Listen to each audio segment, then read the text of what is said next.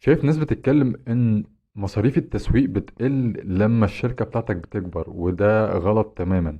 هو النسبة بتقل، يعني لو انت كنت بتدفع مثلا او حاطط نسبة للتسويق مثلا 30%، انت ممكن لما الشركة تكبر ويبقى فيه عملاء والموضوع يبدأ يسمع ويبقى عندك براند اويرنس، الناس كلها عارفة البراند بتاعك والعملاء بيرشحوك لبعض، النسبة بتاعتك ممكن تقل.